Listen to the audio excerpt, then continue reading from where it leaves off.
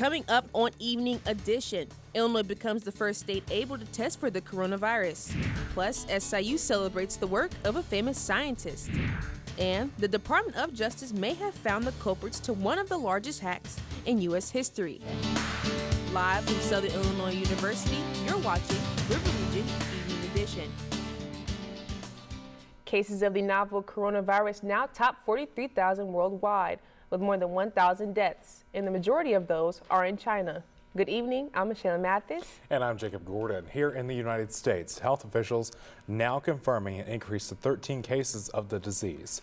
Evening Edition's Danny Connolly has more. Each new emerging infectious disease can present us with surprises.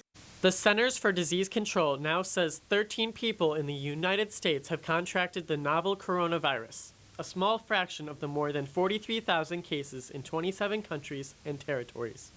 We have active efforts to find and evaluate people who are under investigation as possible cases. Health officials note that the U.S. cases have presented either mild or moderate symptoms, far less severe than the deadly infections observed in China.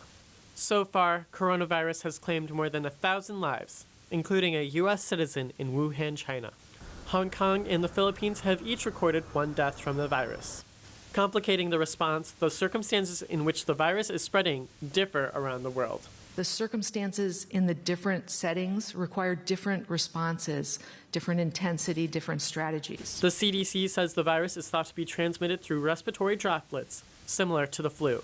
At an event today, the World Health Organization pointed out there is currently no cure. The effects are rippling around the world, with air travel disrupted and cruise ships docked, leaving passengers quarantined. We're each other's support right now, and if one of us gets sick, we'd have to go to the hospital without the other one. For Evening Edition, I'm Danny Connolly. Now, Illinois will be the first state to conduct coronavirus testing in-state. The Illinois Department of Public Health currently testing for coronavirus at a Chicago lab and is in the process of bringing testing for labs in Springfield and here in Carbondale. Testing can be performed on people who meet the CDC criteria for the virus, which include travel and exposure history as well as symptoms. The Department of Public Health has also set up a hotline for anyone who has questions about the coronavirus to call. The number is 1-800-889-3931. Carbondale police are looking for 5 suspects after 2 people were attacked and beaten Saturday night. Police say they were called to the 500 block of West Cherry Street just after 9 p.m. Saturday. The 2 victims said 5 people attacked and beat them, then ran away before police arrived. Police say the victims declined medical treatment, and police described the suspects as African-American juveniles. Anyone with information regarding the incident is asked to call Carbondale Police or Crime Stoppers at 549-COPS. We have an update on the shooting in a Cape Girardeau nightclub last month. Cape police say the suspects Myron Andrews, Marquellis Andrews, and Jaquavion Anderson opened fire inside the River Banquet Hall in the early morning hours of January 26th. Investigators say the shots were fired following a fist fight with the intended victim. Myron and Jaquavion have been arrested. Police also say 4 of the people were shot while they were trying to get away and take cover. Police say 200 to 300 people were inside when the shot rang out, and one of the suspects is in custody in Sykeston. Police are still looking for the 23-year-old Marquellis Andrews. If you know where he is, you're asked to call the Cape Girardeau Police Department. A driver in McCracken County crashed into a mobile home park earlier this morning. Around 2 a.m., Kentucky Sheriff's deputies attempted to stop the driver, but he drove off. Police say 32-year-old Shannon McClure then crashed his vehicle and ran to a wooded area.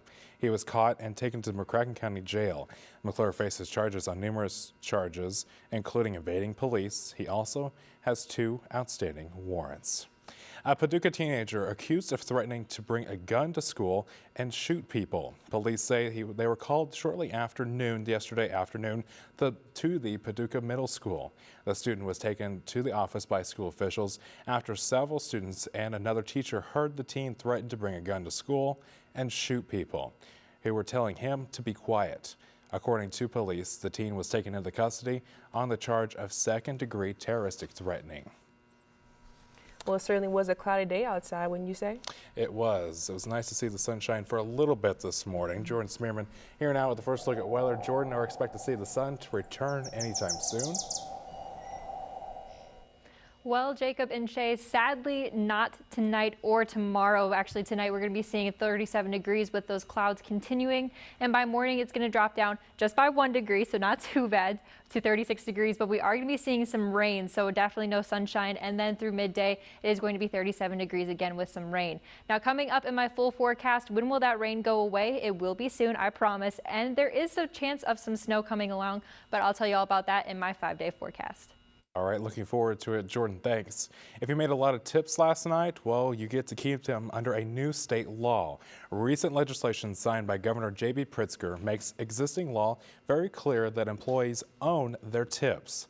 The state law states that tips of the property of the employees who earned them, and employers can't retain them.